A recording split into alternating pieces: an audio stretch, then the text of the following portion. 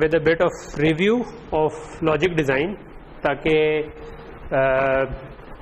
चाह मैं ये रहा हूँ कि बिल्कुल अगर स्क्रैच से भी इस कोर्स को कोई सीखना चाहे तो वो सीख ले.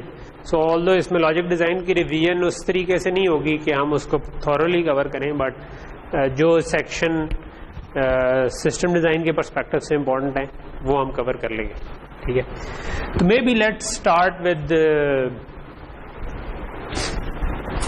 कि अगर हम बिल्कुल बेसिक से शुरू करें कि इवॉल्व कैसे हुए digital circuits from let's say कि जो रेवोल्यूशन असल में आई वो आई फ्रॉम ट्रांजिस्टर. ठीक है, कि जब ट्रांजिस्टर बना तो उस ट्रांजिस्टर से गेट्स बने, लॉजिक गेट्स जिसे हम कहते हैं, और लॉजिक गेट्स पे बेस करके हम बहुत सारे सर्किट्स बना लेते. ठीक है, जिनमें से कॉमन मार्क्स, डी मार्क्स, फिर अरिथमेटिक यूनिट्स जो हैं एडर, सब्ट्रैक्टर, मल्टीप्लायर, डिवाइडर, या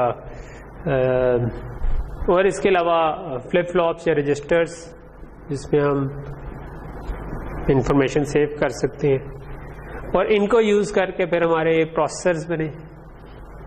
ठीक है, जो कि एक साइड है, और उसके अलावा बहुत सारे सॉफ्टवेयर डिफाइंड रेडियो, रडार्स और इस किस्म की बहुत सारी चीज़ें जो कि प्रोसेसर के अलावा भी इन्हीं चीज़ों को यूज़ करके बन सकती हैं.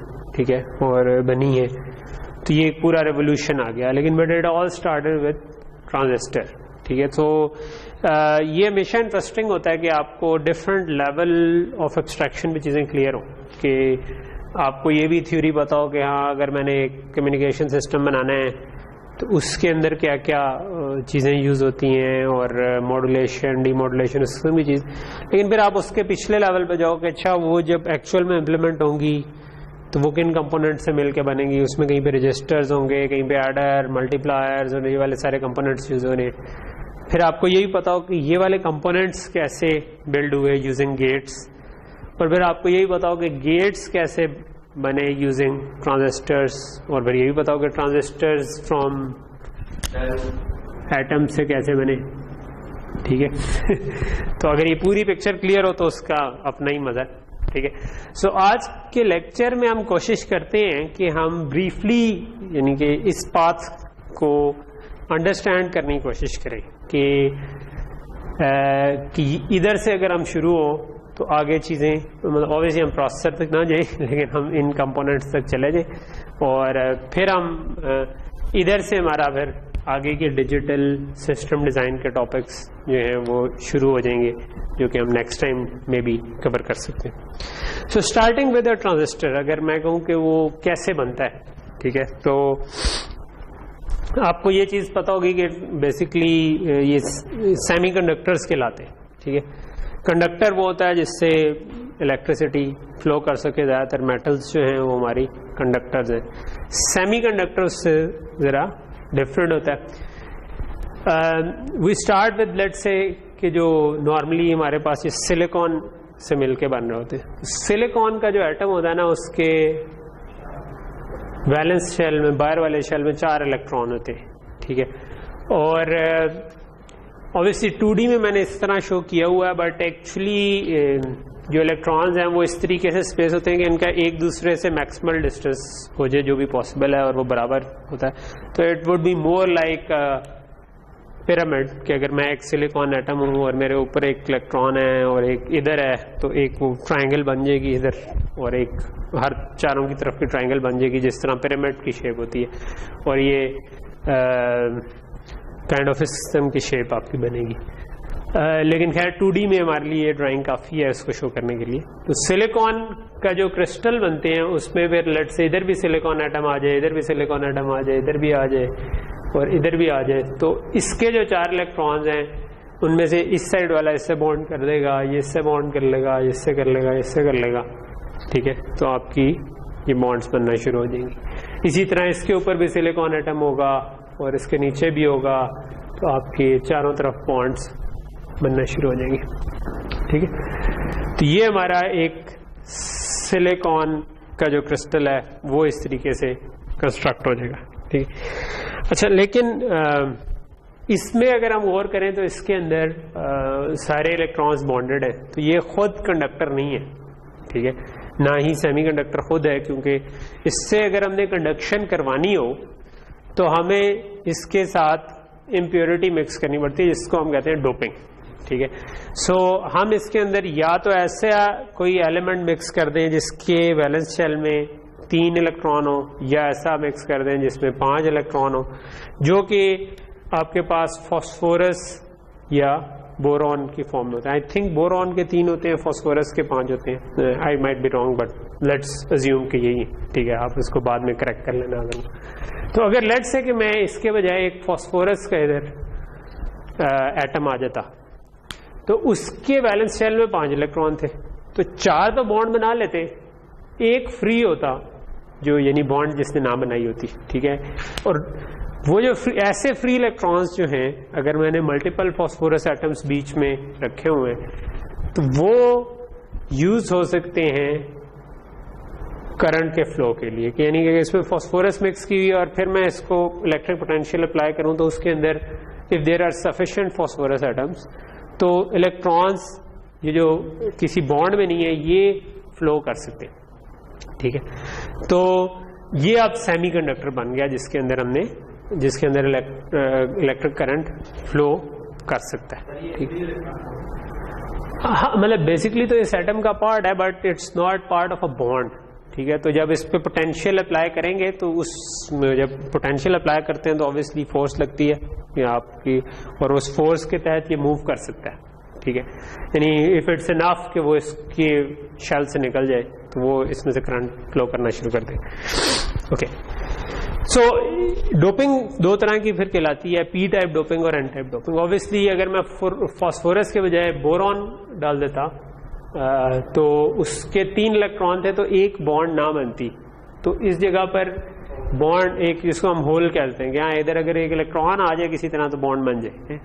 तो अगर इस पे मैं इलेक्ट्रिक पोटेंशियल अप्लाई करूं, तो इट्स पॉसिबल कि भाई ये वाला इलेक्ट्रॉन जंप करके इधर आ जाए, विच मीन्स कि इधर होल क्रिएट हो जाएगा, और फिर अगला वाला जंप करके इधर आ जाए, और उससे अगला वाला इधर, तो इलेक्ट्रॉन इस तरफ फ्लो करेगा और कन्वर्सली होल इस तरफ चलेगा, तो आपका वो उसमें भी करंट फ्लो कर सकता है, चाहे हम उसमें फास्फोरस मिक्स करें या बोरॉन मिक्स। सो यहां तक चीज क्लियर, ठीक।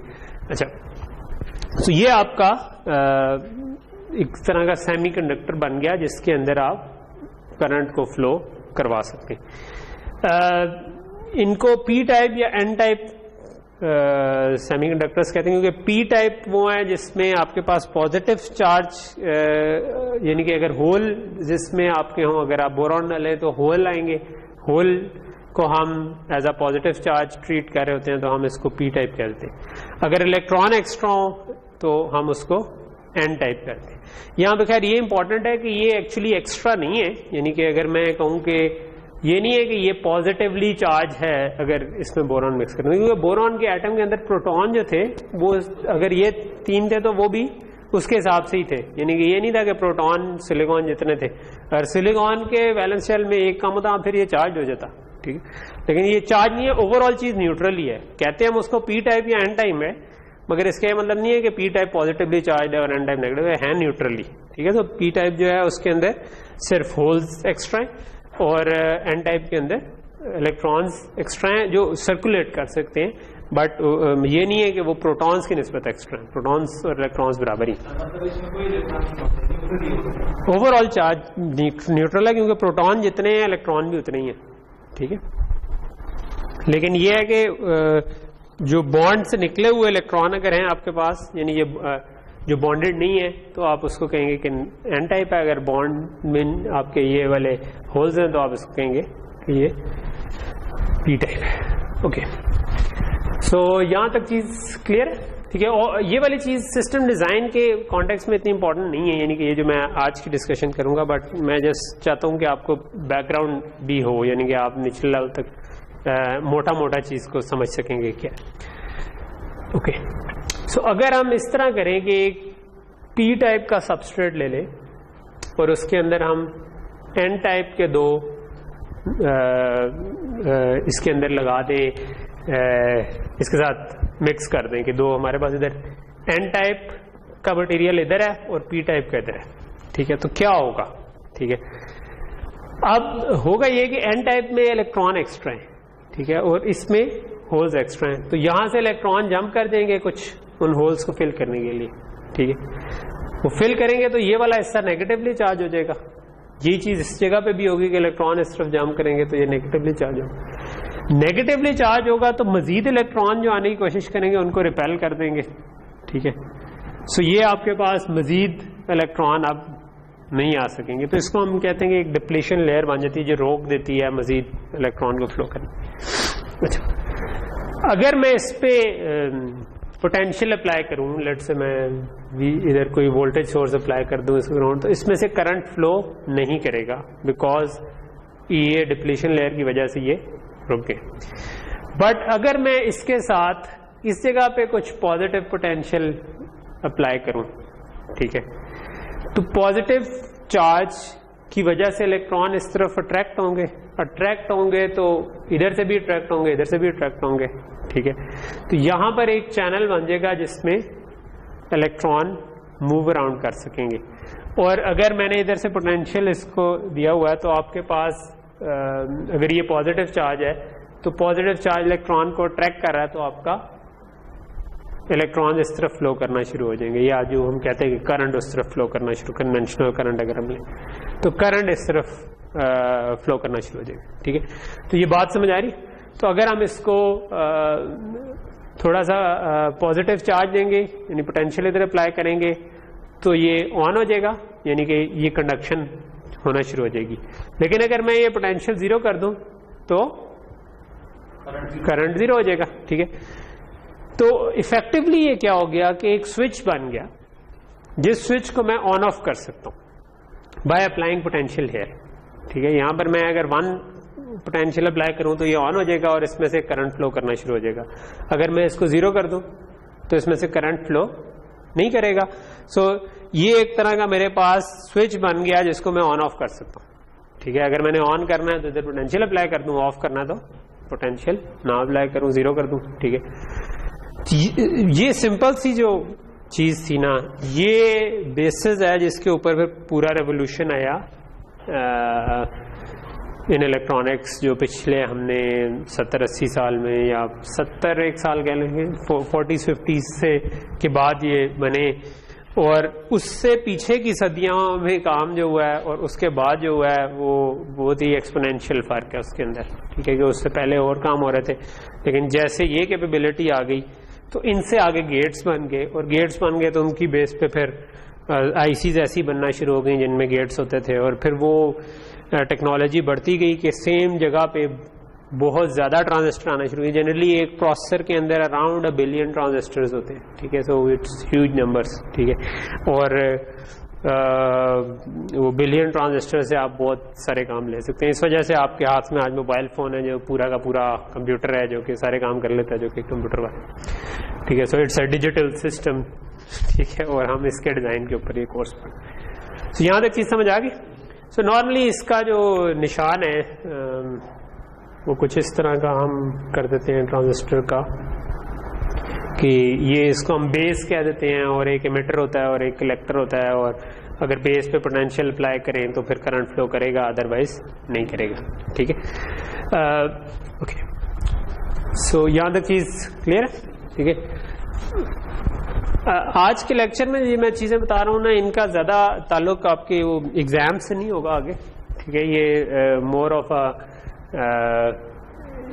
मैं आपको पिक्चर क्लियर करने के लिए बता रहा हूँ, ठीक है। क्योंकि सिस्टम डिजाइन में हम गेट्स ऑनवर्ड्स ही देख रहे होंगे, तो इसके लिए आपका अलग कोर्स है जो कि आपने इलेक्ट्रॉनिक्स का कोई कोर्स पढ़े होंगे, और उसके अंदर आप ट्रांजिस्टर्स को काफी डिटेल में या तो पढ़ चुके होंगे या पढ़ रहे होंगे, तो वो इस कोर्स के स्कोप से बाहर है। बट मैं चाहता हूँ कि बेसिक पिक्चर क्लियर।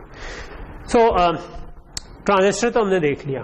सो ट्रांजिस्टर से मिलकर हम मजीद सर्किट बना सकते हैं, जो कि यानी अब हम इस लेवल ऑफ एब्स्ट्रैक्शन पे देख सकते हैं कि हम बजाय एटम लेवल पे सोचने के हम ट्रांजिस्टर लेवल पे सोचना शुरू कर दें, और ट्रांजिस्टर लेवल पे सोचते हुए अगर हम चीज़ों को जोड़ें तो हम गेट्स बना सकते हैं। सो बेसिकली 3 बेसिक गेट होते हैं।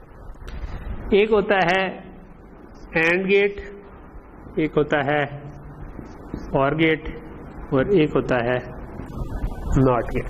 ठीक है, तो ये एंड है, ये और है, ये नॉट है। ठीक है, एंड गेट क्या करता है, याद होगा आप लोगों को कुछ ना कुछ। एंड गेट इस तरीके से ऑपरेट करता है कि अगर उसकी दोनों इनपुट्स 1 हो तो आउटपुट 1 आती है। ठीक है, सो इनकी इनपुट्स हैं, ये आउटपुट है, और इनपुट कैन बी ईदर 1 और 0।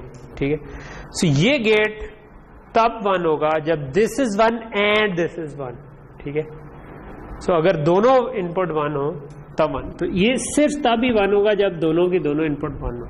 अगर कोई एक भी 0 हो जाए तो आउटपुट 0 हो जाएगी, और ऑब्वियसली अगर कोई दोनों 0 हो जाए तब भी आउटपुट 0 हो जाएगी। ठीक है, तो इसको हम कहते हैं एंड गेट। ठीक, अच्छा, अगर हमने ट्रांजिस्टर से इसको बनाना हो, ठीक है, तो what we can do is कि हम दो ट्रांजिस्टर्स को सीरीज में लगा लें। लेट्स से, सो मैं कहता हूँ कि ये आपका वोल्टेज सोर्स था और मैंने दो ट्रांजिस्टर जो है ना वो सीरीज में लगा दिया। ठीक है, अब अगर मैं ये एग्जैक्ट सर्किट नहीं होगा, मे बी आपको रेजिस्टर कहीं पे डालना पड़ेगा, वो शॉर्ट ना हो जाए जब हम इसको एग्जैक्ट करते हैं, वो लोड डालना पड़े, बट कॉन्सेप्ट देने के साथ कि अगर मैं इनमें से किसी एक को भी 0 कर दूं तो ट्रांजिस्टर कैसे काम करता था, बेस 0 हो जाए तो ये ऑफ हो जाता है, ये स्विच ऑफ हो गया तो इधर से करंट नहीं जा सकता, चाहे इधर 1 आ जाए चाहे इधर 0 आ जाए, बट अगर एक 0 हो गया तो करंट फ्लो नहीं कर सकता। इधर 0 आ गया, इधर 1 आ गया, स्टिल ये ऑफ हो गया, करंट फ्लो नहीं कर। हाँ, लेकिन अगर दोनों 1 हो गए तब करंट फ्लो कर देगा, तब ये ऑन हो जाएगा। ठीक है, तब आप इस आपकी आउटपुट 1 हो जाएगी। ये अगर आप आउटपुट उठा रहे हैं इस जगह से तो आपके पास आउटपुट 1 मिल जाएगी आपको VCC से टाइम। तो यहाँ तक चीज क्लियर हो रही? ओके।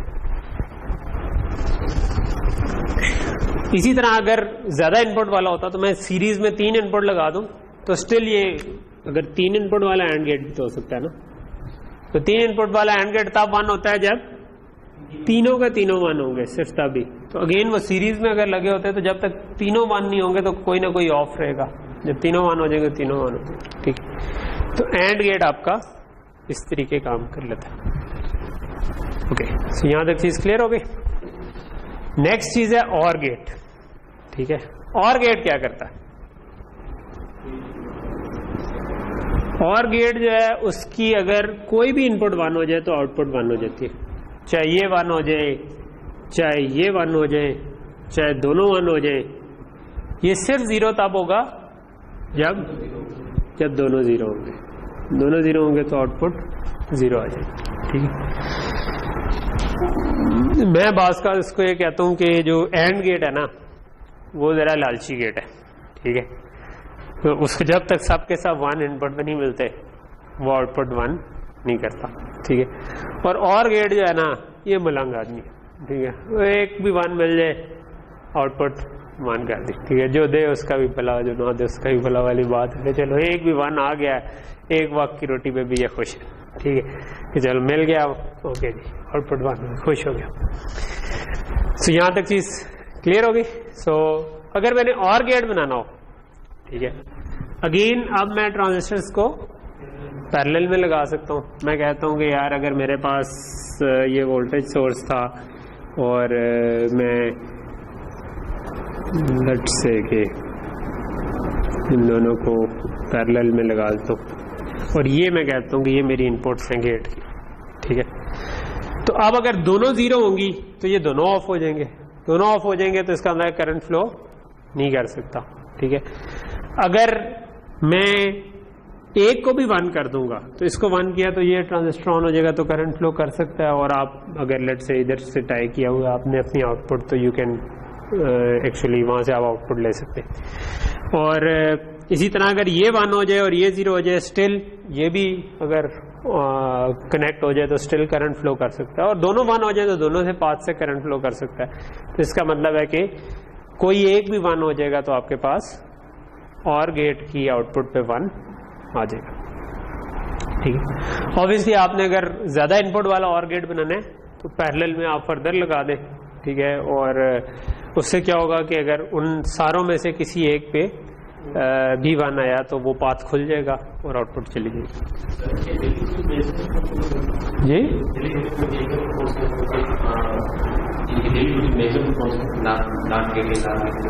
समझ नहीं आई मुझे। इनकी गेट्स की जी जो सारे सर्किट्स हैं इन्हीं से मिलके बनते हैं। डेली लाइफ में अकेले एंड गेट और गेट से तो सर्किट कम बनते हैं, उनसे नहीं बनेगा। लेकिन जो नॉर्मली थोड़े से कॉम्प्लेक्स सर्किट हैं जिस तरह प्रोसेसर है उसके अंदर ऐसे बहुत सारे गेट्स यूज हो रहे हैं जो छोटे छोटे काम करने के लिए इस्तेमाल हो रहे हैं। तो आम लाइफ में भी बन सकते हैं। मे बी आप कोई मोटर कंट्रोल करना चाह रहे हैं और आप देख रहे हैं कि हाँ भाई पानी का लेवल इससे ऊपर हो गया है, ऊपर वाले टैंक का इससे नीचे हो गया, और नीचे वाले मतलब जिस तरह आपके बेस टैंक होता है ना, उमन एक घर के छत पे टैंकी होती है, एक बेस टैंक होता है। सो मे बी आप कह सकते हो कि अगर इसका लेवल किसी लेवल से ऊपर है, ठीक है, और ऊपर वाले का लेवल किसी लेवल से नीचे चला गया है, तो इस एंड की कंडीशन पे आप मोटर ऑन कर दें, ठीक है। सो मतलब गेट्स ऐसी जगहों पर यूज हो सकते हैं, ठीक है, कि आपने इधर एक वायर लटकाई है अलर्ट से, जो कि वो जब पानी उससे नीचे जाएगा तो वो कनेक्शन डिस्कनेक्ट हो जाएगा, ठीक है, और आप उसकी बेस पे एंड गेट लगा दें, ठीक है। तो लेकिन मतलब ऐसी कई जगह हो सकती हैं जहाँ पर ये यूज होते हैं, ठीक है। आपने लॉजिक डिजाइन में छोटे मोटे सर्किट भी बनाए होंगे, जिस तरह 7 सेगमेंट डिस्प्ले और बाकी चीजें, उनके अंदर हमने इन्हीं गेट्स को जोड़ के बनाए थे, ठीक है। बट इस कोर्स में क्योंकि हम थोड़ा सा आगे जा रहे होंगे तो फिर इसलिए मैं उसकी डिटेल में नहीं जा सकता इस वक्त। तो एंड गेट हो गया, और गेट हो गया। नॉट गेट क्या करता है?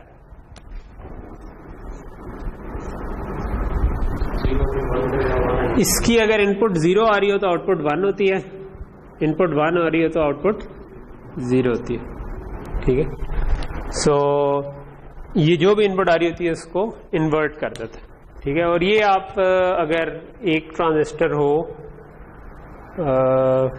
अगेन कहीं पे शायद इसमें रेजिस्टर लगने की ज़रूरत हो, लेकिन मैं अगर कहूँ कि मैं इधर से आउटपुट उठा रहा हूँ, ठीक है, और ये इनपुट है, तो अगर इनपुट 0 होगी तो आउटपुट 1 होगी, और अगर इनपुट 1 होगी तो ये इधर शॉर्ट हो जाएगा, तो करंट इधर फ्लो कर जाएगा, तो इधर आपके पास ये ग्राउंड के साथ शॉर्ट हो गया, ठीक है। मे बी इधर आपको वो रेजिस्टर डालने की शायद जरूरत है, लेकिन ताकि वो बिल्कुल शॉर्ट हो, लेकिन ये आपके पास नॉट गेट का काम कर सकता है, ठीक है। ओके, सो ये हमारे बेसिक 3 गेट्स होते हैं, ठीक है। नॉट को कई दफा हम सिंपल एक बबल से भी शो कर देते हैं, ठीक है। फॉर एग्जाम्पल अगर मैं इसके आगे बबल डाल दूं तो इसका मतलब है कि और के आगे नॉट हुआ हुआ है, और के आगे नॉट हुआ तो हम उसको नॉर कह देते हैं, ठीक है, ठीक। इसी तरह एंड के आगे नॉट लगा दूं तो मैं इसको कहता हूं नैंड, ठीक है। इसका मतलब क्या है कि एंड के आगे एक नॉट गेट लगा हुआ।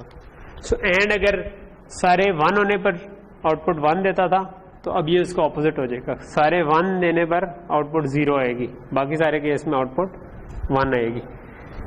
और ज्यादा किसी भी के 1 होने पे आउटपुट 1 देता था, इसका मतलब किसी कोई भी इनपुट 1 आएगी तो आउटपुट 0 हो जाएगी, ठीक है। जब सारे 0 होंगे, ठीक है, तो आउटपुट क्योंकि और की 1 आनी थी तो नॉट होके 0 हो जाएगी, ठीक। तो ये इस तरीके से काम करेगा। 2 दफा नॉट करेंगे तो वो दोबारा वही सिग्नल बन जाएगा, ठीक है। तो कभी कभार हम 2 बफर के तौर पे इसको यूज कर लेते हैं कि अगर हमने गेट्स की आउटपुट से अगर बहुत सारी इनपुट्स ड्राइव करनी होती है हमने, तो वो एक लेवल से ज़्यादा नहीं ड्राइव कर सकते, तो हम दरमियान में बफर लगाना पड़ता है। अगर बफर नहीं पड़ा हुआ तो 2 दफ़ा नोट कर लें तो वो बफर का काम कर दें, ओके।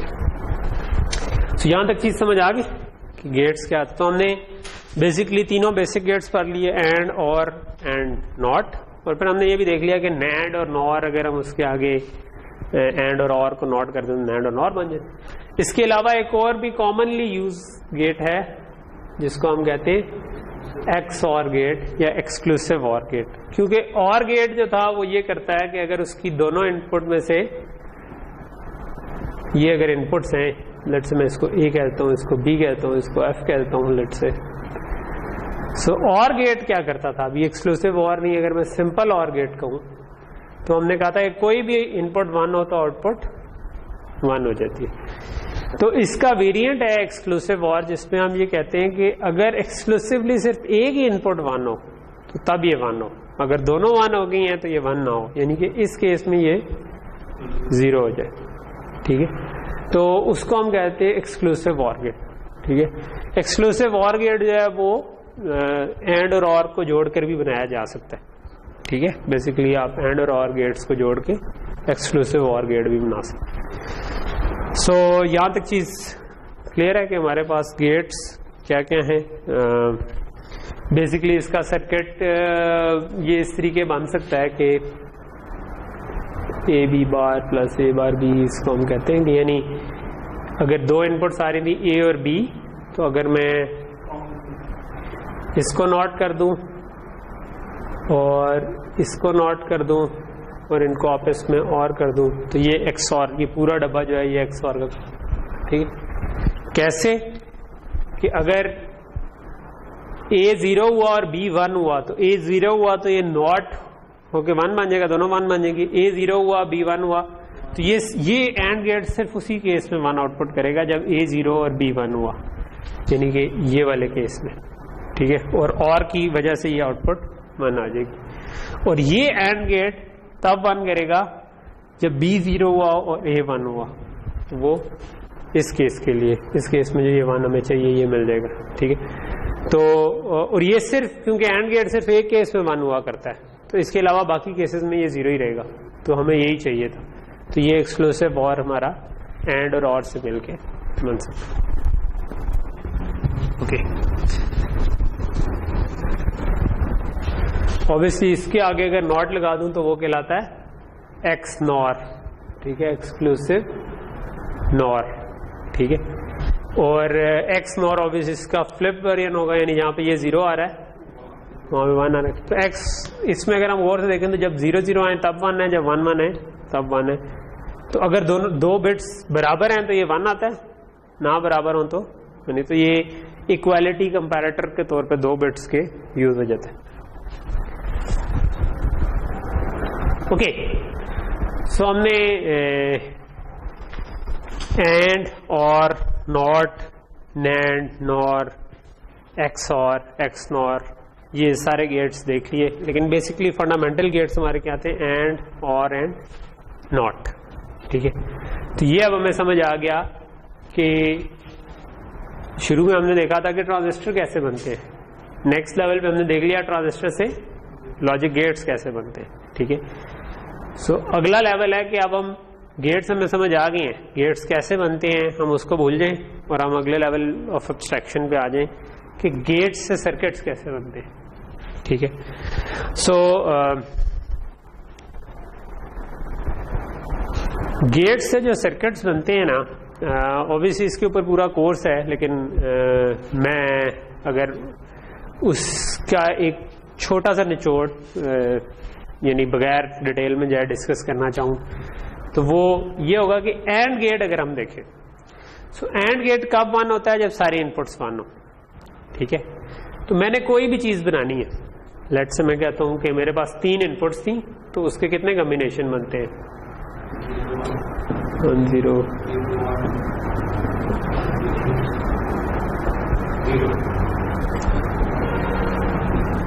ठीक है, ये मेरे पास 4 कॉम्बिनेशन बनते हैं। मेरे पास 3 इनपुट्स थी, ए बी और सी, तो ये 8 कॉम्बिनेशन है जो इसके पास इनपुट पे आ सकते हैं। ठीक है, मैं कोई भी चीज बनाना चाहता हूँ, मिसाल के तौर पर मैं इन तीनों बिट्स को ऐड करना चाहता हूँ। ठीक है, तो ये चलो ऐड करने को मैं छोड़ देता हूँ। ऐड करेंगे तो क्या आएगा, लेट्स से 0 0 0 करूँ तो 0 सम एंड 0 कैरी, 0 0 1 करूँ तो 1 आना चाहिए।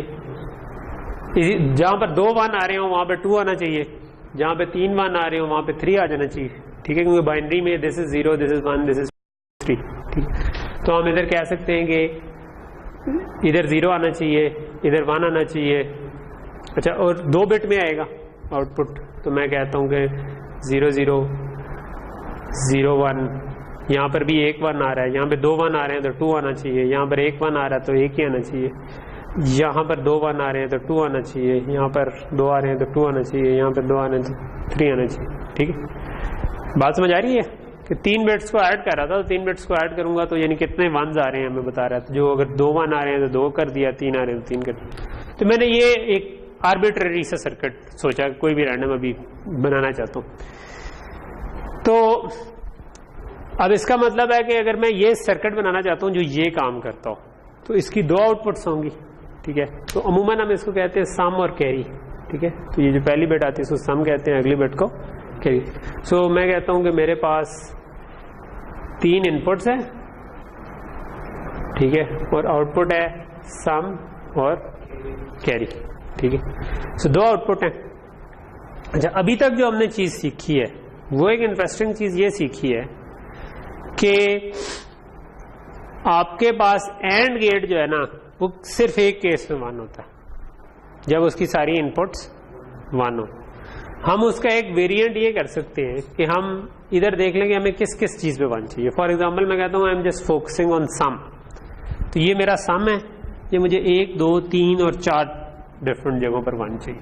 ठीक है, मैं चाहता हूं कि जब भी A 0 हो, B 0 हो और C 1 हो तो ये 1 हो। ठीक है, तो किसी एक केस में अगर 1 करना हो तो मैं एक एंड गेट से सर्किट बना सकता हूं। कैसे? एंड गेट तो तब 1 होता है कि जब सब के सब 1 हो, लेकिन मैं चाहता हूं कि जब ये दोनों 0 हो और ये 1 हो तब आउटपुट 1 हो। तो अगर ये मेरे पास A है, ये B है, ये C है, तो मैं चाहता हूं A और B जब 0 हो और C 1 हो तब ये 1 हो, तो मैं इधर 2 नॉट गेट लगा सकता हूं। नॉट गेट लगाने से क्या होगा कि जब ये दोनों 0 होंगे तो नॉट होके 1 आया करेगा और ये 1 होगा तो तब 1 आएगा। तो ये गेट सिर्फ उसी वक्त 1 आउटपुट करेगा जब मेरे पास 1 0 0 1 आया, A भी 0 B भी 0 C 1। तो ये बात समझ आ रही है आपको? ठीक है, तो इसका मतलब है कि अगर मैं ये सर्किट बना दूं तो ये मुझे इधर 1 दे देगा लेकिन बाकी सारी जगहों पर 0 होगा। ठीक है, इसी तरह मैंने अगर सर्किट बनाना होता कि जो B1 और A0 और C0 पे 1 दे तो वो मैं अगेन एक गेट से बना सकता हूं। कैसे? अब मैं चाहता हूं कि ये वाला केस पे जो 1 आ रहा है ना ये है, तो अब मुझे क्या करना चाहिए? क्या करना चाहिए? A और C दोनों 0 चाह रहे हैं, तो इसका मतलब है ये दोनों 0 और ये 1 हो तो इधर 1 हो। इसी तरह अगर मैं इसका सर्किट बनाना चाह रहा हूं, अगेन A B C जा रहा है। ठीक है, तो अब क्या होगा? B C पे नॉट हो जाएगा। ठीक है, और अगर मैं ऐसे ही सर्किट बनाना चाह रहा हूं विद सारे हो गए 3 ही थे, नहीं ये भी था, सारे 1 आ रहे हो तो फिर कोई भी नॉट ना लगे। अच्छा, सो ये मेरे पास 4 सर्किट बन गए, एक इधर 1 आउटपुट करता है, एक इधर 1 आउटपुट करता है, एक इधर करता है, एक इधर करता है। इस केस में और किसी केस में 1 आउटपुट नहीं करते वो, लेकिन मुझे तो एक सम चाहिए था। सो मैं क्या कर सकता हूं? नॉट गेट लगा, इन सब को आपस में और कर दूं। ठीक है, इससे क्या, और की कोई भी इनपुट 1 आएगी तो 1 कर देगा। और हमें ये चीज पता है कि ये तभी 1 आएगा जब ये केस हुआ, सॉरी ये वाला केस हुआ, ये तभी 1 आएगा जब ये केस हुआ, ये तभी 1 आएगा जब ये वाला केस हुआ, ये तभी 1 आएगा जब ये वाला। तो ये पूरे का पूरा सर्किट जो है ये सम का सर्किट बन गया। ठीक है, कि A B C पीछे से इनपुट आ रही है जिनको मैं इधर टाई कर दूं। तो ये क्रूड सा तरीका मैं आपको बता रहा हूं कि इससे आप कोई भी सर्किट बना सकते हैं। मैंने कोई चूज नहीं किया स्पेसिफिक सर्किट। मैं कहता हूं कि ये अगर सम ना होता, कोई और चीज होती, मुझे किसी और जगह 1 पे चाहिए होता, तो मैं क्या करता, वो वाला एंड गेट लगा देता और उस आखिर में एक और गेट लगा दूं और पीछे जहां जहां पर मुझे 1 चाहिए थे वहां पर एंड गेट से उसको इनकोड कर दूं, तो मैं I can make a circuit. ठीक है, it's not a very good circuit because इसको हम फर्दर ऑप्टिमाइज कर सकते हैं। और इसकी ऑप्टिमाइजेशन की टेक्निक्स होती हैं कि जिसमें आप देखें कि अच्छा ये इनसे किस तरह वेरी कर रहा है। अगर 2 1 आ रहे हैं तो फॉर एग्जांपल अगर मेरे पास इसी सर्किट को अगर मैं देखूं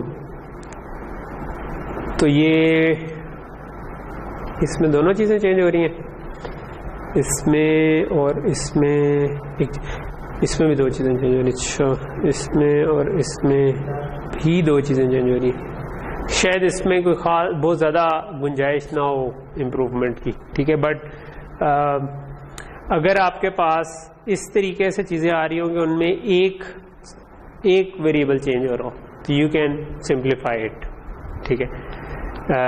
अगर एक बिट चेंज हो रही हो तो उसको सिंप्लीफाई करने के लिए हमने एक तरीका यूज होता है जो कि हमने लॉजिक डिजाइन के कोर्स वगैरह में पढ़ा हुआ है, जिसको हम के मैप कहते हैं या बूलियन अलजेब्रा की टेक्निक्स यूज होती है, ठीक है। बट इस कोर्स में हम कोशिश करेंगे कि हम उससे अगले लेवल के ऊपर चीज़ों को देख रहे हो, ठीक है। तो के मैप डायरेक्टली हम यूज नहीं कर रहे होंगे, वो लॉजिक डिजाइन का कॉन्सेप्ट है, ठीक। सो इसको हम, इसका जो एक्चुअल तरीका था, जो अगर आप लॉजिक डिजाइन के हिसाब से देखें तो हम इसी टेबल को रीअरेंज करते हैं के मैप में, और वो फिर हम इस तरीके का एक टेबल बना देते हैं जिसमें मैं कह सकता हूँ कि ये मेरे पास A है, ये B है, ये C है, ठीक है। और फिर मैं इसको देख सकता हूँ कि ये 0 1 1 0 है, 0 1 1 0 है, और 1 0 0 1 है, 1 0 0 1 है। तो इसके अंदर कोई वैसे बन नहीं रहा, ये इसका यही सर्किट ही बनना था शायद, ठीक है। लेकिन अगर इसमें 2 1 साथ साथ आ जाते, जिस तरह अगर मैं दूसरे वाले को बनाने की कोशिश करूं, ठीक है, तो उसमें मेरे पास 0 0 0 1 0 0 0 1 और 0 1 1 1 0 1 तीनों 1 आ रहे, ठीक है। तो इस केस में अब ये सिंप्लीफाई हो सकता है क्योंकि 2 1 इकट्ठे आ रहे हैं, तो हम इसमें वेरिएबल्स को एलिमिनेट कर सकते हैं इसके अंदर से। तो ये 3 एंड गेट बनेंगे, यानी कि असल में हमें 4 1 चाहिए, लेकिन हमारे 3 एंड गेट से ये काम हो जाता है, ठीक है। और ये वो हम फिगर आउट कर सकते हैं, ठीक है। लेकिन के मैप जो है वो अलग टॉपिक है, वो हम अभी इधर कवर नहीं करेंगे क्योंकि वो अदरवाइज फिर हम लॉजिक डिजाइन ही पे फंसेंगे। But still you get the idea कि हम एक तरीका मैंने आपको बता दिया जिससे कोई भी सर्किट बन सकता है। वो ये कि आपके पास अगर ऐसा टेबल मौजूद हो तो जहां जहां पर 1 आ रहा है उसके हिसाब से एक एंड गेट लगाएं और आखिर में और गेट लगाएं, तो जो भी सर्किट बनाना चाहें वो बना सकते हैं। इट वॉन्ट बी ऑप्टिमल, यानी कि उसमें गेट्स हो सकता है मिनिमम यूज ना हो रहे हो, बट चलेगा सही, ठीक है। ओके, सो इस तरह की चीजों को यूज करते हुए हम कुछ कॉमन कंस्ट्रक्ट्स हम बना सकते हैं जो लॉजिक डिजाइन के कोर्स में हमने पढ़े भी सही। और वो क्या क्या है, फॉर एग्जाम्पल एक बहुत कॉमन यूज होने वाला कंपोनेंट है जिसको हम कहते हैं मल्टीप्लेक्सर, ठीक है। सो मल्टीप्लेक्सर कैसे काम करता है? मल्टीप्लेक्सर ऐसे काम करता है, उसको हम सिंबल इस तरह का बनाते हैं और लेट्स से कि मैं ये डिफरेंट साइजेस के हो सकते हैं, लेकिन this is called 4 to 1 multiplexer. So ये अगर इसकी 4 इनपुट्स हैं तो ये 2 बिट की सिलेक्ट लाइंस होती हैं, ठीक है। इनको हम कहते हैं सिलेक्ट लाइंस, ठीक है। पास का एड्रेस भी कहते हैं, सिलेक्ट लाइन भी कहते हैं। और व्हाट मल्टीप्लेक्सर डज इज कि अगर मैं इस जगह पर 0 0 आ रहा है तो इसका मतलब है 0 नंबर वाली लाइन को आउटपुट से टाइप कर दो। इस जगह पर अगर 1 आ रहा है तो 1 नंबर वाली लाइन को टाइप कर दो। इस जगह पर अगर 2 आ रहा है तो 2 नंबर वाली लाइन को टाइप कर दो। इस जगह पर अगर 3 आ रहा है तो 3 नंबर वाली लाइन को टाइप कर दो, ठीक है। तो ये बड़ा कॉमन सा एक कंपोनेंट है जो कि हम यूज करते हैं, ठीक है। जी जी, ये जितने भी हम सर्किट्स पढ़ेंगे उसमें सब कुछ बाइनरी में होगा, ठीक है। कोई चीज जो है वो मैं बोल रहा हूँ 0 1 2 3, लेकिन ये 2 बिट्स हैं तो इसका मतलब है 0 0 0 1 1 0 और 1 1, ठीक है। तो अगर 0 1 2 3 गए मतलब, तो ये लाइंस भी बाइनरी आ रही। इसका अगर सर्किट बनाना हो तो इट्स प्रीटी सिंपल कि अगर मैंने ये इसको सर्किट बनाना हो तो मैं ये कर सकता हूँ अगेन जिस तरह भी मैंने वो एंड गेट्स को यूज करते हुए बनाया कि मैं कहूँ कि अगर ये दोनों 0 0 हैं तो ये वाली लाइन आउटपुट पे चली जाए, ठीक है, ये पहली वाली लाइन। सो अब ये दोनों 0 0 होंगे तो यहाँ पर अगर 0 आया तो आउटपुट भी 0 हो जाएगी, यहाँ पर 1 आया तो आउटपुट भी 1 हो जाएगी, क्योंकि एंड तब 1 होता है जब सारे 1 होते। तो अगर यहाँ पर दोनों 0 0 आ रहे हैं तो ये दोनों तो 1 हो गए, ठीक है, नॉट होने के बाद। इधर 1 आया तो तीनों 1 हो गए, आउटपुट 1 आ गई। इधर 0 आ गया तो आउटपुट 0 हो गई, क्योंकि एक 0 हो गया तो आउटपुट 0 हो गई। इसी तरह 0-1 के केस में दूसरी इनपुट ये वाली मैं इनपुट पे दे सकता हूं, 1-0 के केस में तीसरी इनपुट में दे सकता हूं, और 1-1 के केस में चौथी इनपुट में आउटपुट पे लेके जा सकता हूं। लेकिन अगेन ये चारों अभी पैरेलल में निकलनी है, लेकिन ये इनमें से कोई एक केस ही ट्रू हो सकता है। 0-0 आया तो ये चलेगा, 0-1 आया तो ये चलेगा, तो इनको मैं इसका मतलब है आपस में और कर सकता हूं। अगर एक वक्त में एक से ज्यादा ट्रू हो सकते होते हैं फिर शायद और उस तरह काम ना करता, लेकिन क्योंकि एक वक्त में एक ही ट्रू हो सकता है तो हमें पता है कि ये ठीक काम करेगा। तो एक वक्त में एक से ज्यादा ट्रू हो सकते होते हैं, इसका मतलब था कि फिर इधर से 1 जा रहा है तो दूसरी तरफ से भी ट्रू हो गया, और उधर से 0 जा रहा है तो ये कहते हैं, हम तो ये शायद एक्सपेक्ट कर रहे थे कि ये 0 फॉरवर्ड होना चाहिए लेकिन 1 फॉरवर्ड हो जाता, ठीक है। लेकिन क्योंकि ये एक वक्त में एक ही फॉरवर्ड हो रहा है तो इसलिए कोई इश्यू नहीं है, हम आपस में और कर सकते हैं कि जब 0-0 आया तो ये गेट इनेबल हो जाएगा, आगे फॉरवर्ड हो गया, बाकी सारी डिसेबल हो जाएंगे, बाकियों से 0 आ रहा होगा। 1 आया सिलेक्ट लाइंस पे तो ये इनेबल हो जाएगा, बाकी सारों से 0 जा रहा होगा। 2 आया तो ये इनेबल हो जाएगा एक वक्त में। ये कहलाता है मल्टीप्लेक्सर, ठीक है। ऑब्वियसली ये ज्यादा बिट्स का भी हो सकता है, ठीक है। अगर मैं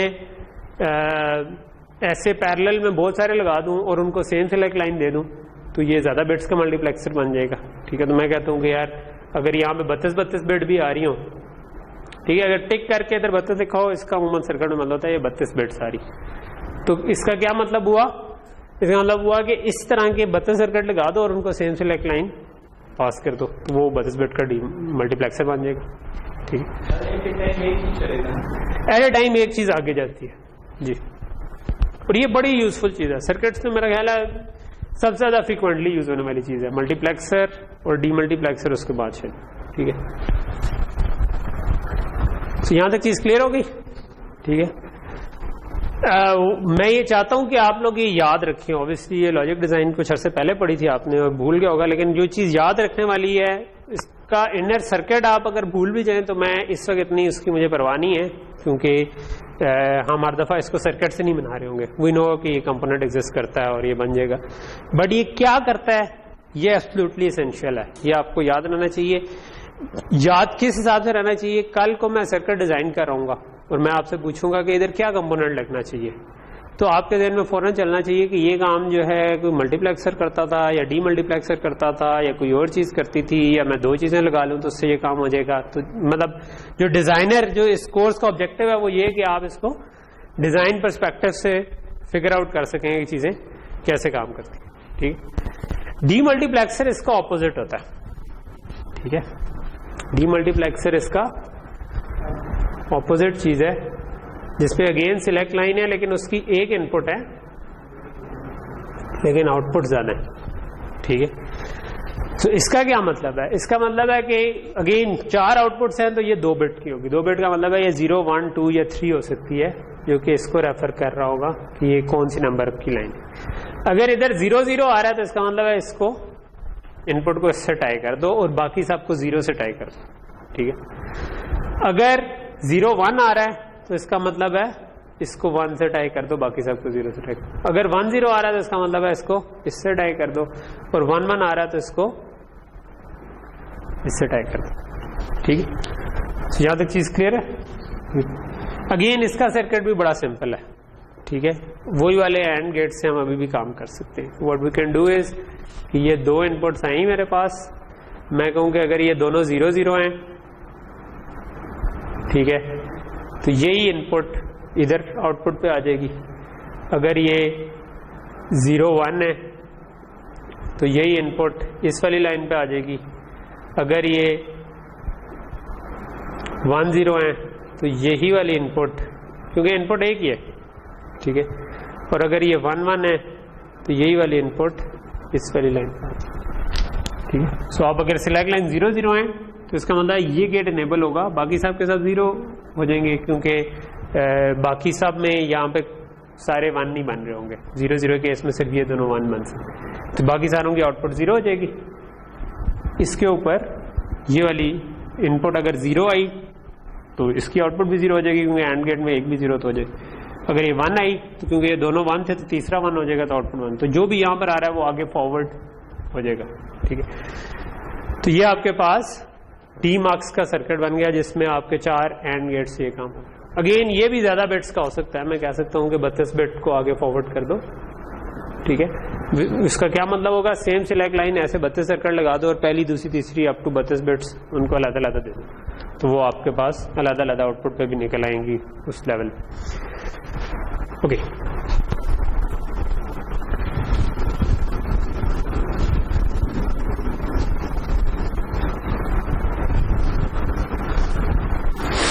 सो हमने देख लिया कि मल्टीप्लेक्सर, डीमल्टीप्लेक्सर क्या होते हैं, ठीक है। गेट्स का हमें पता चल गया। ऑब्वियसली उसके अलावा सर्किट्स में एक इम्पॉर्टेंट चीज होती है जिसको हम कहते हैं फ्लिप फ्लॉप, ठीक है। Before going to adder and multiplier we can discuss के फ्लिप फ्लॉप। जो एक और इम्पॉर्टेंट बात थी सर्किट्स की इवोल्यूशन में वो ये थी कि सर्किट जो है वो कोई इंफॉर्मेशन को सेव कर सके।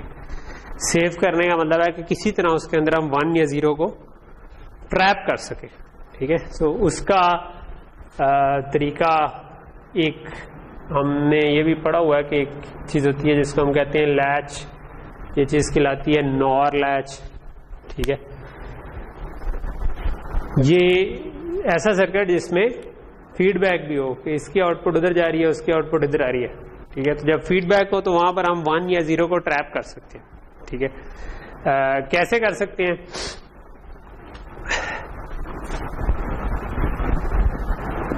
आई थिंक ये सेट होता था और ये रीसेट होता था, if I am not wrong, के ऊपर वाला सेट होता था, नीचे वाला रीसेट। तो चलो खैर वो जो भी हो, क्योंकि सिमेट्रिक है तो क्यू या क्यू बार चेंज हो जाएगा, ठीक है। लेकिन मिसाल के तौर पर अगर मैं इस जगह पर 1 और इस जगह पर 0 इनपुट करता हूं तो ये और गेट है, और गेट की आउटपुट क्या होनी चाहिए 1, और क्योंकि एक भी 1 हो जाए तो 1 आता है। लेकिन दूसरी तरफ मैटर नहीं करती, ठीक है, क्योंकि एक भी 1 हो जाए तो आउटपुट 1 हो जाती है। जब 1 हुआ तो नॉट होके इसकी आउटपुट 0 आ गई, 0 हुआ तो ये आपके पास 0 आ गया यहाँ पर, ये दोनों 0 हुए तो 0 अगर हो तो और की आउटपुट 0 नहीं थी और नॉट होकर 1 हो जानी थी, ये 1 हो गया, ये इधर आ गया, ठीक है। जब यानी यहां पर 1 और यहां पर 0 दिया तो इतने टाइम 2 गेट्स के डिले के बाद, यानी इधर से गुजरने और इधर से घूम के आने के बाद यहां पर 1 आ चुका है। जब यहां पर एक दफा 1 आ जाए उसके बाद बेशक ये इनपुट 0 भी हो जाए, क्योंकि फिर इस और गेट की आउटपुट 1 होगी और नॉट होकर 0 हो जाएगा, ठीक है। तो ये आर पे इसका मतलब है अगर मैंने एक दफा 1 दे दिया और सेट पे 0 दे दिया तो इसका क्या मतलब हुआ कि ये रीसेट हो जाएगी, इसके क्यू के ऊपर 0 आ जाएगा, क्यू बार के ऊपर 1 आ जाएगा, ठीक है। और फिर उसके बाद बेशक 0-0 भी हो जाए तो ये उसी स्टेट में रहेगा, क्योंकि जब 0-0 हो भी जाए तो ये 1 था लेकिन दूसरी साइड से तो 1 आ रहा है, तो और की आउटपुट पे तो कोई फर्क नहीं पड़ेगा, एक भी 1 आ रहा हो तो वही रहती है, ठीक है। दूसरे को तो हमने चेंज ही नहीं किया। इसका मतलब है कि उसके बाद 0-0 भी हो जाए तो एक दफा जो हमने 1 दिया था वो इसके अंदर ट्रैप हो गया, ठीक है। वो बेसिकली ट्रैप नहीं, वो 1 ने इसको 0 किया और एक्चुअली 0 ट्रैप हो गया। रीसेट जो है, आर इज फॉर रीसेट, उसने इसको रीसेट कर दिया, 0 स्टेट मिले। इसका ऑपोजिट अगर मैं करूं कि इधर 0 और इधर 1 दे दूं इनपुट पे, ठीक है, तो ये सिमेट्रिक है, इसका ऑपोजिट काम होगा, वहां 1 आ जाएगा, यहां पर 0 आ जाएगा, ठीक है, क्योंकि यहां से 1 आएगा, 1 और होने के बाद और की आउटपुट 0 आएगी, ठीक है, नॉट होके सॉरी और की आउटपुट 1 आएगी, क्योंकि 1 आ रहा है इनपुट पे, नॉट होकर वो 0 बन जाएगी, 0 इधर आया, ठीक है, और ये पहले ही 0 था, ये दोनों 0-0 हुए, और की आउटपुट 0 हुई, नॉट होकर 1 हुई, यहां पर 1 आया, ये 1 इधर आ गया। जब ये 1 इधर पहुंच गया एक दफा, इसके बाद मैं इसको बेशक वापस 0 भी कर दूं तो इनमें कोई फर्क नहीं पड़ता, क्योंकि दोनों 1 आ रहे थे, तो उनमें से एक 1 खत्म भी हो जाए तो ये 1 है, तो वो सेट पे एक दफा 1 लिखवा दिया तो ये 1 हो जाएगा, और उसके बाद मैं बेशक 0 भी कर दूं तो 1 इसके अंदर ट्रैप ही है, ठीक है। और अगर मैं रीसेट के ऊपर 1 लिखवा दूं तो रीसेट हो जाता है, जो हमने पहले देखा था, ये 0 हो जाता है, ये हमेशा उसका ऑपोजिट होता है, ठीक है।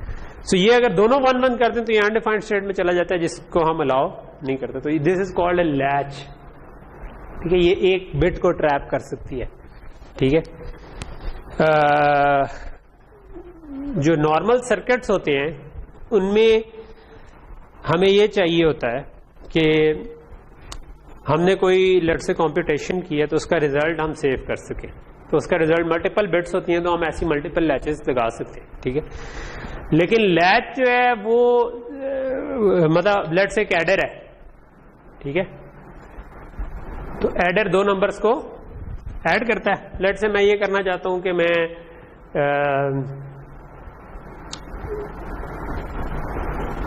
एक लेट से मूविंग एवरेज निकालना, ये एवरेज निकालना चाह रहा हूं 10 नंबर्स की, तो मैं पहले एक नंबर इसको इनपुट दूंगा, इसमें 0 लेट से मैंने लिखवा दिया शुरू में, उसके बाद मैंने एक नंबर दिया तो 0 ऐड होके पहली दफा नंबर आ गया, दूसरी दफा कोई और नंबर इनपुट पे दिया तो जो भी पहला रिजल्ट आ रहा था उसमें ऐड हो गया, फिर तीसरा रिजल्ट आ। समझ रहे हैं कि ये एक सिंपल सा मैंने वैसे सर्किट की एग्जांपल दी है कि जिसके अंदर हम ऐड किए जा रहे हैं, ठीक है। प्रैक्टिकल नहीं है, बहुत कम जगहों पे हमें सिर्फ ऐड करना चाहिए होगा, हम और भी बहुत सारे काम करना चाहेंगे इससे, लेकिन बट लेट से कि ये मैं करना चाह रहा हूँ। तो अब मैं यहां पर कुछ चाहता हूं कि मैं स्टोर कर सकूं, तो ये स्टोर करने की कैपेसिटी रखता है, ठीक है। यहां पर अगर 32 बिट आ रही है तो मैं 32 लाए, लेकिन हम सिर्फ ये नहीं चाहते, हम चाहते ये है कि मैं इधर से 1 आए तो 1 स्टोर करूं, 0 आए तो 0 स्टोर करूं, और फिर हम चाहते हैं कि हाँ थोड़ी देर बाद मैंने जब चेंज करनी है तो वो हम देर भी डिफाइन कर लें। तो उसके लिए हम अमूमन कहते हैं कि हम एक टाइम टिक डिफाइन करते हैं कि इतनी इतनी देर बाद मैं इसमें चीजें स्टोर करूंगा, और उस टिक को हम कहते हैं क्लॉक। तो हम एक सिग्नल जनरेट कर देते हैं जो 1010 होता रहता है, ठीक है,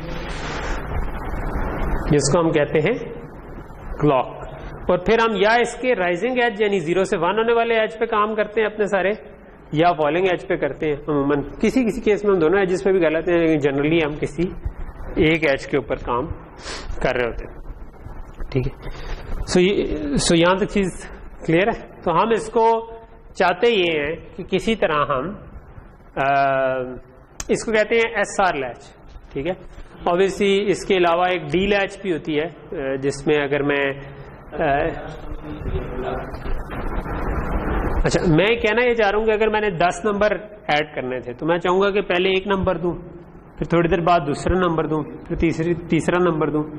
तो पहला ये है कि अच्छा मैं कितनी देर बाद दूं, ठीक है, एक क्वेश्चन ये बनता है ना, या मैं फास्टेस्ट कितनी जल्दी दे सकता हूं। अगर मैंने 1 मिलियन नंबर्स को ऐड करना है तो कंप्यूटर्स का ये फायदा ना कि मैं खुद ऐड नहीं कर सकता, वो तेजी से कर, तो मैं फास्टेस्ट स्पीड पे दे सकता हूं कि जितनी देर में ये इन दोनों को ऐड करके रिजल्ट ले आए, रिजल्ट स्टेबल हो गया हो, तो उसके बाद मैं चेंज कर दूं, ठीक है।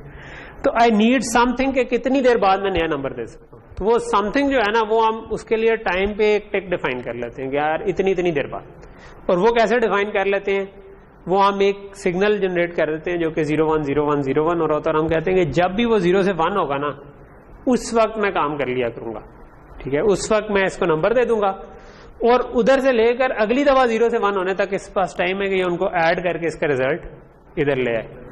तो जब अगला आ जाएगा तो मैं उसको सेव कर लूंगा, ठीक है, और अगली एडिशन शुरू कर दूंगा। क्या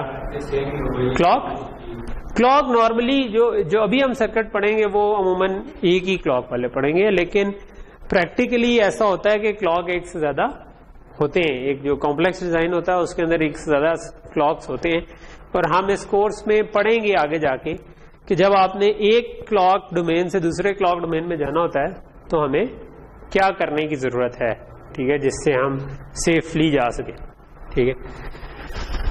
ओके, सो यहां तक चीज समझ आई कि जब सर्किट के अंदर मेमोरी आ जाए तो फिर हम चाहते हैं कि फिर वो किसी क्लॉक पे चले ताकि हम उस मेमोरी को रीयूटिलाइज कर सकेंगे हाँ अगली कैलकुलेशन। तो मैंने बड़ी सिंपल सी एग्जांपल दी कि हमने बार बार ऐड ही करना है, लेकिन और भी एग्जांपल हो सकती हैं। पूरा प्रोसेसर जो हमारा चल रहा होता है उसके अंदर भी कुछ मेमोरीज होती हैं और वो कंप्यूटेशन ही कर रहा होता है, और लेकिन वो जरा कॉम्प्लेक्स एग्जाम्पल थी तो मैं भी देना नहीं चाह रहा। तो यहाँ तक चीज समझ आ गई? ओके, सो लेकिन ये वाला लैच इस तरह तो नहीं चल रही, ठीक है। ये वाली लैच तो कैसे चल रही है कि ये और इसमें एक और मसला भी है कि दोनों 1-1 हो जाए तो ये अनडिफाइंड स्टेट में चली जाए। दोनों 1 हो जाएंगे तो दोनों आर के इनपुट में 1 आ जाएगा, नॉट होकर 0 हो जाएंगे तो ये 0-0 आ जाएगा, तो वो हम नहीं चाहते, ठीक है। तो नॉर्मली हम ऐसे करते हैं कि ये जो हमने क्लॉक का सिग्नल रखा होता है ना, हम ये लेट से अब मैं कहता हूं कि ये मेरी सेट रीसेट लैच थी, ठीक है। तो इसकी आउटपुट Q या Q बार आई थी, ठीक है। तो मैं ये कर सकता हूं कि मैं ऐसी 2 लैच लगा दूं, ठीक है,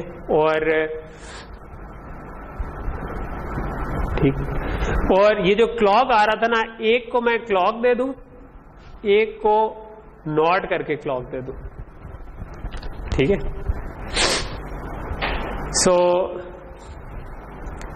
अच्छा, कहां पर दे दूं? सेट रीसेट लैच में कहीं पे वो क्लॉक का कॉन्सेप्ट तो नहीं था, सेट या रीसेट कह रही थी।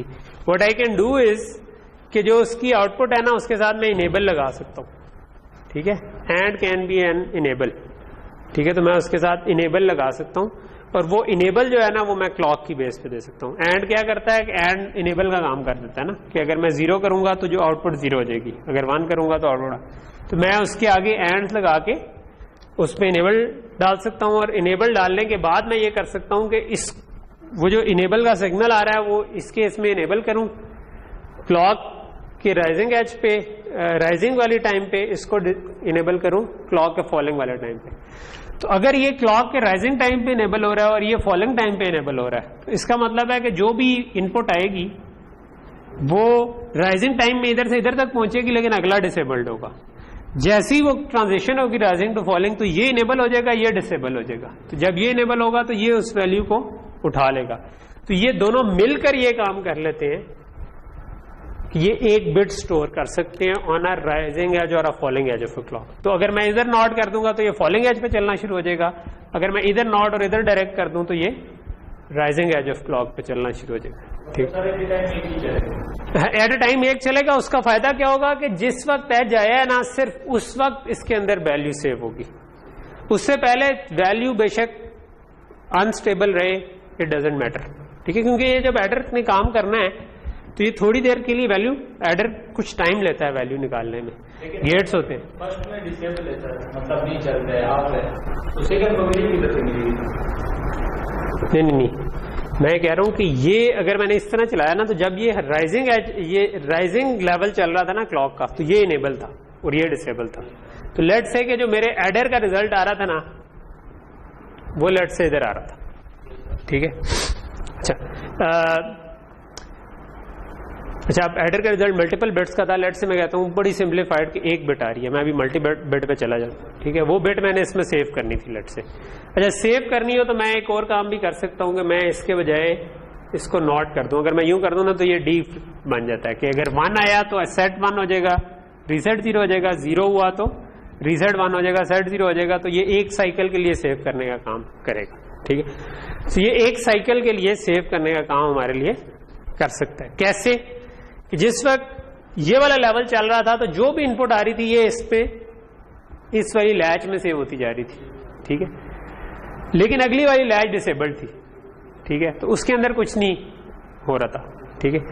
लेकिन जैसे ये वाली ट्रांजिशन आई, ठीक है, इस पॉइंट से पहले पहले बेशक इसकी वैल्यू फ्लक्चुएट करती रहे, लेकिन अगर इस पॉइंट से थोड़ा पहले वो एक वैल्यू फिक्स आ चुकी थी, ऐड होकर रिजल्ट आ गया था, तो इधर या 1 आ रहा होगा या 0 आ रहा होगा। इस एज के ऊपर हम उस 1 को आगे प्रोपगेट कर देंगे, क्योंकि हमने इसको इनेबल उसके ऊपर किया हुआ, ठीक है। वो आगे प्रोपगेट हो गया, तो इसका मतलब है कि इसके अंदर वो वैल्यू सेव होगी। अब ये डिसेबल हो गया, ठीक है। तो ये जो ट्रांजिशन वाला टाइम है ना, ये जो एज है, इसके ऊपर असल में इसके अंदर वैल्यू इधर से इधर ट्रांजिशन होकर सेव हो रही है। तो ये एक साइकिल के लिए, जब तक अब अगला एज नहीं आएगा तब तक वैल्यूज बेशक चेंज होती रहे, ठीक है। क्योंकि अब अगले हाफ के लिए ये इनेबल हो गया, लेकिन पीछे से डिसेबल्ड है, और फिर उससे अगले हाफ के लिए ये इनेबल हो जाएगा, लेकिन ये डिसेबल हो जाएगा। लेकिन जब वो खत्म हो रहा होगा तो एज आएगा जिसके ऊपर ये चीजें सेव हो जाएगी। तो बेसिकली ये आप एक बिट को सेव कर सकते हैं इसके अंदर, ठीक है, और जो कि 0 या 1 हो सकती है। तो ये मैंने SR के पीछे अगर ये लगा दूं तो ये डी लैच बन जाती है, और हमने 2 लैचेस लगाकर एक फ्लिप फ्लॉप बन जाता होता है, ठीक है। तो ये हमारे पास एक फ्लिप फ्लॉप बन गया जो कि एक बिट को सेव कर सकता है, 0 या 1। ये स्पेसिफिक फ्लिप फ्लॉप सिर्फ एक साइकिल के लिए सेव कर सकता है, क्योंकि इस पर अगर 0 आए तो ये 0-1 हो जाएगा, सॉरी 1-0 यहाँ पर बन जाएगा। अगर 1 आए तो ये ऊपर 1 और नीचे 0 बन जाएगा। तो ये या 1 सेव कर सकते हैं या 0, ये नहीं कर सकते कि दोनों 0-0 हो जाए, ठीक है। लेकिन बट अगर मैं ये नॉट ना लगाता फिर मैं इसको ये कर सकता था कि मैं सेट भी कर सकता हूँ, रीसेट भी कर सकता हूँ और 0 भी कर सकता हूँ कि मैं तब आप विद इनेबल भी इसको बना सकते हैं। ठीक है, थोड़ी सी इसके ऊपर लॉजिक लगा कर आप इसको इनेबल के साथ भी बना सकते हैं।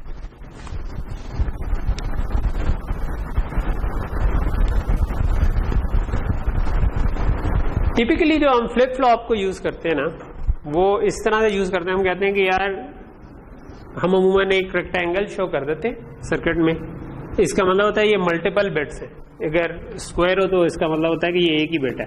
ठीक है, और हम कहते हैं कि यार ये हर क्लॉक के ऊपर वैल्यू सेव करे। अगर हम कह देंगे इसके अंदर कोई इनेबल का सिग्नल है तो इसका मतलब है जब ये इनेबल 1 होगा तब ही इसके अंदर वैल्यू सेव होगी। सो इसकी अमूमन एक इनपुट होती है, एक आउटपुट होती है। मैं अगर ये कह रहा हूँ कि ये 32 है तो इसका मतलब है कि ये 32 बिट को सेव कर सकता है। ठीक है, यहाँ पर अगर इनेबल आया तो ये इसको सेव करेगा, अगर इनेबल 0 हुआ तो जो पुरानी वैल्यू थी ये होल्ड करके बैठा रहेगा। मैंने जो भी फ्लिप फ्लॉप बनाया था वो इनेबल वाला नहीं था, वो सिंपल 1 या 0 सेव कर रहा था। ठीक है, लेकिन but we can modify it कि हम उसको डिसेबल कर दें जिस वक्त ये वाला सिग्नल 0, यानी कि उसका क्लॉक कोई बेशक 0 कर दें, जो लास्ट वैल्यू थी वो सेव रहे या कुछ इस तरह का काम कर सकते हैं उसको। ठीक है, या पुरानी वैल्यू को फीडबैक कर सकते हैं। ठीक है, यानी कि अगर जो मैंने एक बिट का बनाया था डी फ्लिप फ्लॉप, अगर मैं उसके पीछे ये कर दूं कि इनेबल का मक्स लगा दूं कि अगर इनेबल 0 हो तो जो भी पुरानी वैल्यू थी वो उसके अंदर सेव रहे, ये पुरानी वैल्यू इसको इनपुट आती रहे, लेकिन अगर इनेबल 1 हो तो ये जो भी इनपुट में वैल्यू आ रही है वो उसको सेव कर दे। ठीक है, तो ये मेरा इस तरह का फ्लिप फ्लॉप बन जाएगा। तो जो मैंने पहले बनाया था वो सिंपल जो डी वाला था ना, जिसके पीछे मैंने कहा था कि नॉट कर देता है, वो एक बिट 1 या 0 सेव करता है, लेकिन एक साइकिल के लिए सेव करता है। वो ये नहीं कर सकता कि उसमें वो ज्यादा साइकिल के लिए सेव करे। लेकिन इनेबल अगर हम डाल दें साथ, तो इनेबल का क्या मतलब है कि इनेबल जिस वक्त 0 है तो जो पुरानी वैल्यू थी वही उसके अंदर लिखी जा रही है बार बार, तो वो होल्ड करके बैठा हुआ है। लेकिन अगर मैं इनेबल को 1 करूं तो जो नई वैल्यू आ रही है वो आप उसके साथ टैग कर सकते हैं। तो ये आपके पास इस तरह की चीज बन गई।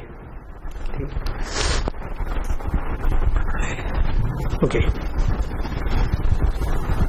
सो जो भी इसकी थ्योरी थी ये आप ऐसे पुराने लॉजिक डिजाइन के लेक्चर्स में भी देख सकते हैं, जो फ्लिप फ्लॉप डिस्कस मल्टीप्लेक्सर डीमर में ज्यादा डिटेल में, ऑल्दो हम इनके इनर सर्किट पे इस कोर्स में नहीं जा रहे होंगे, लेकिन आज का लेक्चर क्योंकि हम बिल्ड कर रहे हैं, चाह मैं ये रहा था कि बेस से बिल्ड करूं, तो इसलिए मैं इसको दोबारा करा रहा हूं। लेकिन इन अ नट शेल हम जो यूज करते हैं रजिस्टर, वो इस फॉर्म में यूज करते हैं। सो हम यूज रजिस्टर, इसको हम कहते हैं रजिस्टर। ठीक है, एक फ्लिप फ्लॉप था, मैंने 3 लफ्ज यूज किए हैं, लैच, फ्लिप फ्लॉप, 2 लैचेस जोड़ के हमने फ्लिप फ्लॉप बना दिया। लैच डायरेक्टली हम नहीं यूज करते कभी डिजिटल सर्किट में।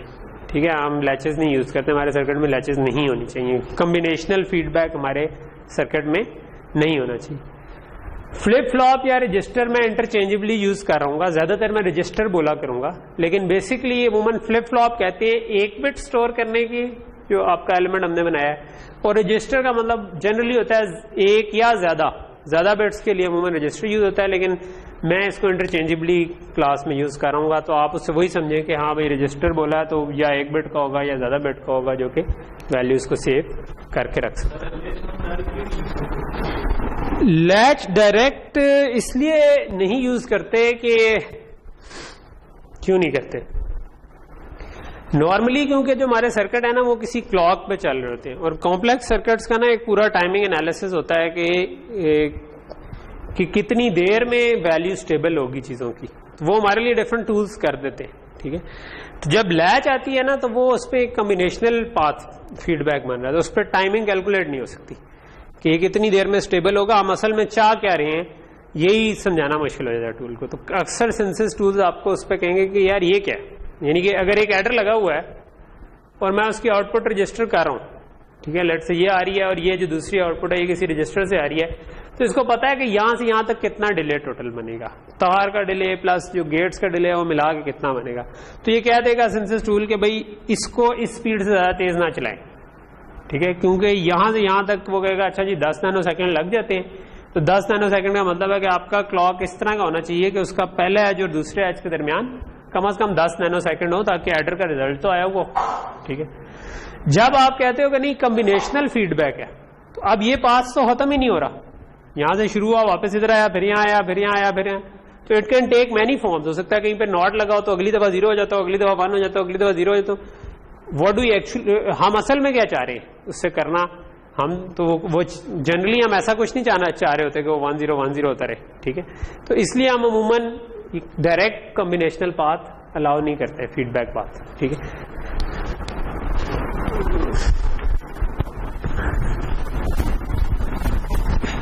ओके,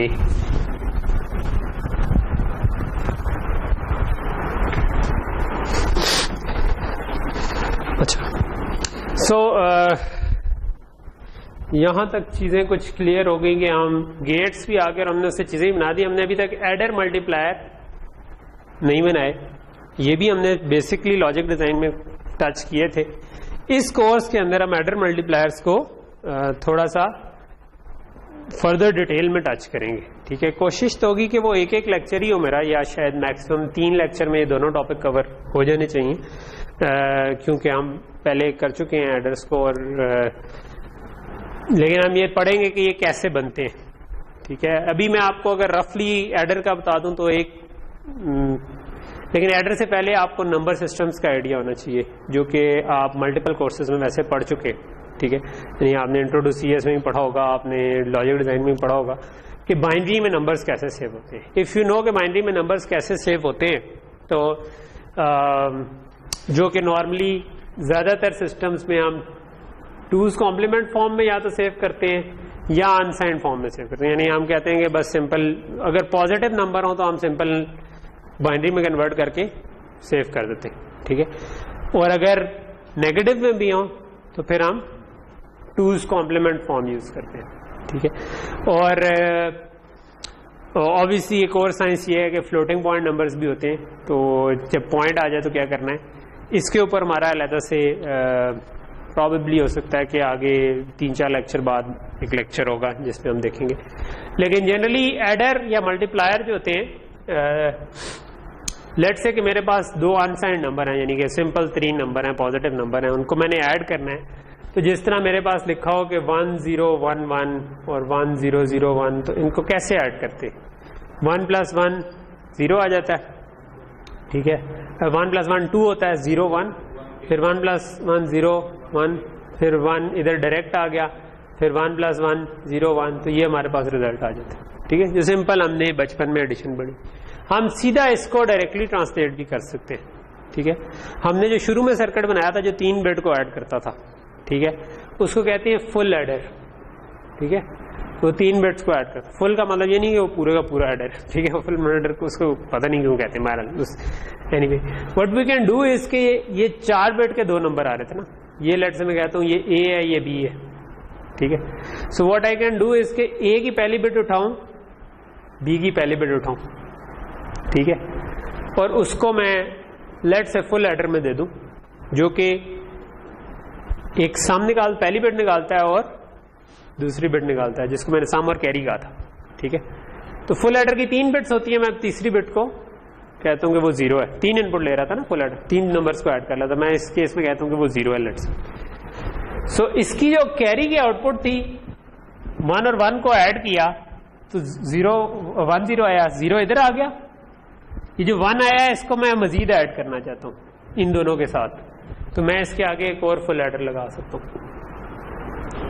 जिसको मैं B1 A1 कह दूं और उसका भी सम।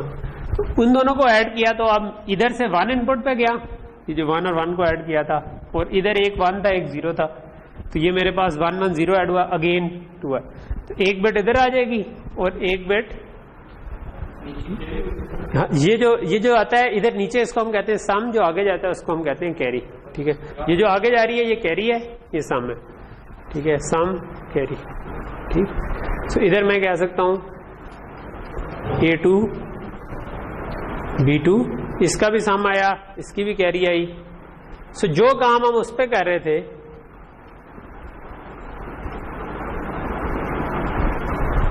जो काम हम इधर कैलकुलेशन में कर रहे हैं, उसको डायरेक्टली हम हार्डवेयर में लेके जा सकते हैं, ठीक है।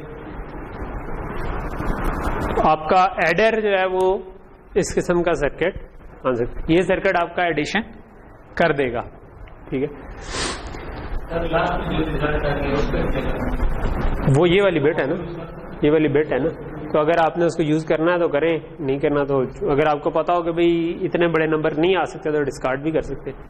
जैसा नॉर्मल सी में हम इंटीजर डिक्लेयर करते हैं और 2 इंटीजर्स को ऐड करते हैं, तो जिसकी आउटपुट आ रही होती है उसकी ये वुमन कैरी को हम इग्नोर ही कर रहे होते हैं, हम उसको भी इंटीजर में ही लिखवा देते हैं, क्योंकि हमें पता होता है कि यार 4 गीगा तक का नंबर मैंने देना ही नहीं है, ठीक है। इनपुट पे दे दे तो फिर मसला आता है, ठीक है।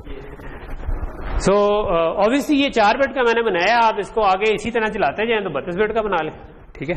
तो ये बिल्कुल सिंपल सा एडर है जिसको हम रिपल कैरी एडर कहते हैं, लेकिन हम आगे जाके देखेंगे कि ये इतना एफिशिएंट नहीं है और इससे ज़्यादा फास्ट एडर कैसे बनाए जा सकते हैं, ये हम फिर आगे जो एडर वाला हमारा सेक्शन जब आएगा फिर हम करें, ठीक है।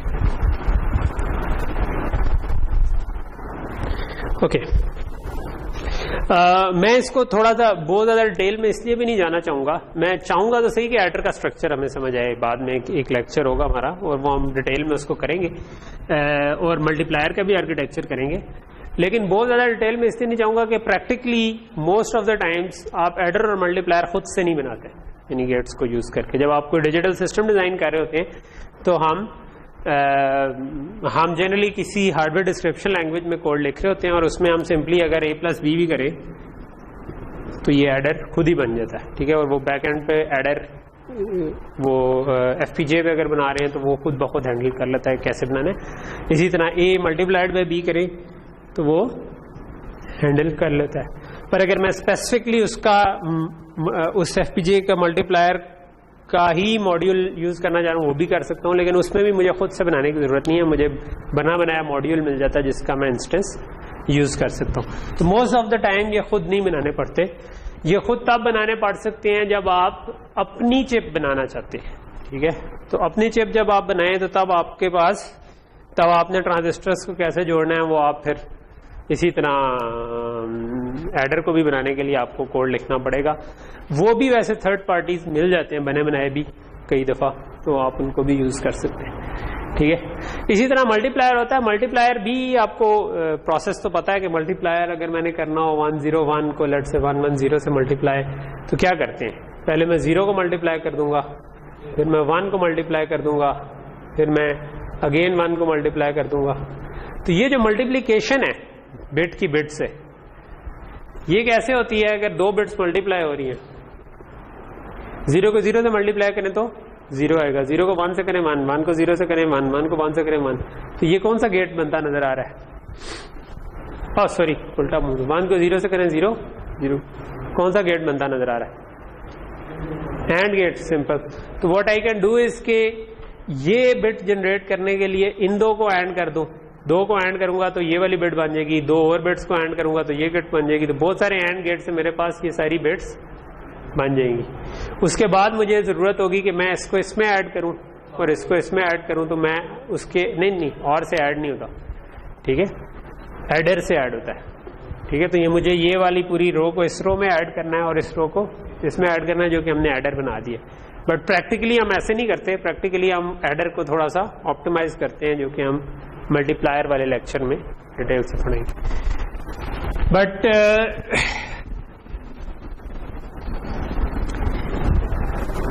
यहां तक चीज काइंड ऑफ क्लियर हो गई हमारे पास, ठीक है।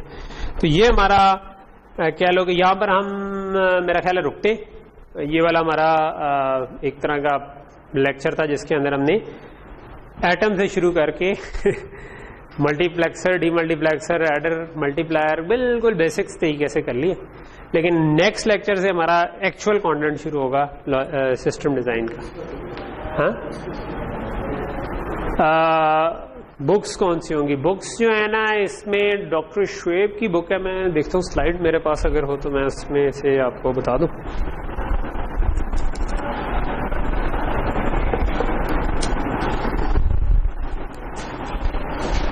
ये चल रहा है वैसे मल्टीमीडिया, एक मिनट रुकना, देखना ऑफ शायद ना ही हो, ये मैं लगाऊं तो क्या पता खुद ही चल पड़े। उधर से मैंने नहीं ऑफ किया, नहीं ऑन ही है,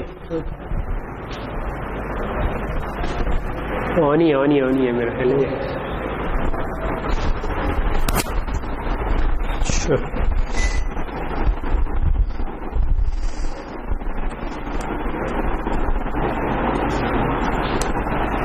सो DST की जो है ना, लेट्स से कि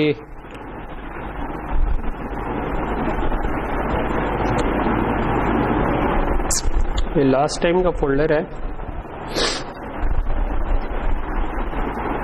नहीं इसमें नहीं मिलेगी। ये बेसिकली एक digital design doctor Shoaib Khan, ये इस नाम से बुक होगी, ठीक है। ये ऑनलाइन आप सर्च करोगे ना तो ये वेबसाइट है जिसपे इसकी स्लाइड्स जो मैं पढ़ा रहा हूँ वो तो पढ़ी हुई है। बुक आप आई वुड प्रेफर के बाय कर लो, ऑनलाइन भी शायद अवेलेबल हो, बट अच्छी बात है, खरीद लेनी चाहिए मेरा ख्याल है बुक, ठीक। हाँ, जो भी एक ही एडिशन है शायद इसका, मेरा ख्याल है नया एडिशन कोई नहीं आया, लेकिन आप सर्च करोगे ना तो डॉक्टर शुएब। अच्छा, इसको मैंने लास्ट टाइम पढ़ाया था तो इसकी वीडियोस बनाई थी सिस्टम डिज़ाइन की ना, तो उसकी जो किसी भी वीडियो के डिस्क्रिप्शन में वो लिंक भी होगा उनकी वेबसाइट का। डॉक्टर शुएब खान इधर के पाकिस्तानी हैं जिनसे मैंने उनके साथ काफ़ी अर्से काम किया हुआ है, और हमारे उस्ताद गुरु, ठीक है। तो उनको ये उनकी बुक है, बड़ी अच्छी बुक है। इसमें से हम कुछ कंटेंट इसमें से कवर कर रहे होंगे, ठीक है। कुछ कंटेंट जो होगा फिर वो बुक से नहीं होगा, वो ऑनलाइन ट्यूटोरियल्स होंगे डिफरेंट। यानी कि मेरा इरादा ये है कि मैं इसके अंदर जो नए FPGAs है ना, जिंक बेस बोर्ड जिनमें प्रोसेसर भी होता है और FPGA पार्ट भी होता है, उनको यूज़ करें। तो वो वाला हिस्सा जो होगा वो प्रॉबेबली वो फिर मैं आपके साथ शेयर करता रहूँगा कौन सा मटेरियल उसके पड़ता है, ठीक है। Digital design by doctor Shoaib Khan, ये आप ठीक है जी, मेरा ख्याल है इसको रोक दें इंशाल्लाह।